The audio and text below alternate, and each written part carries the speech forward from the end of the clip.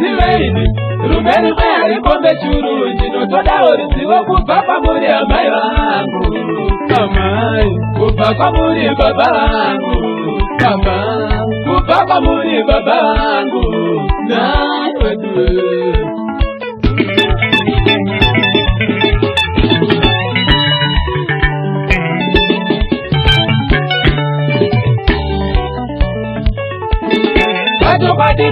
ndingazizei asi rumeni mayarikombe churunji notoda ruzivo kubva kwamuri ambuya vangu ambuya kubva kwamuri sekuru vangu sekuru kubva kwamuri sekuru vangu natetue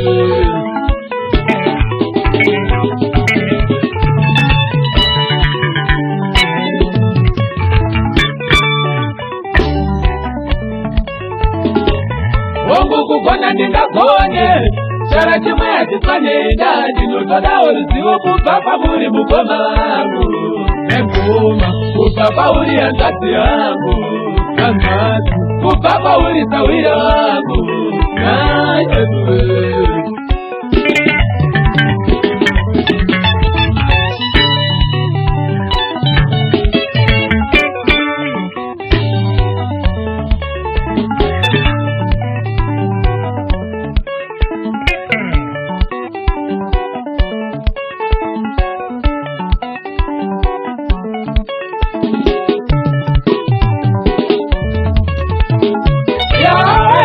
Musiyeka arireka mutoro unga musinge kwara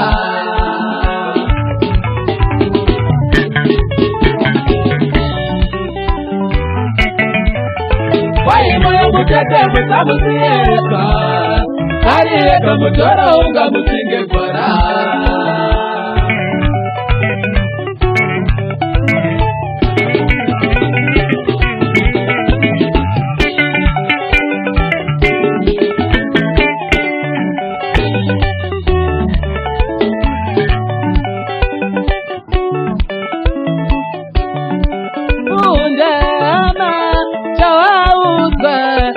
kuyambuza utazimwe ndini ndakuyambira uchayambuka kudapada ndiwe watondinyeverera maiwe ndatoyambuka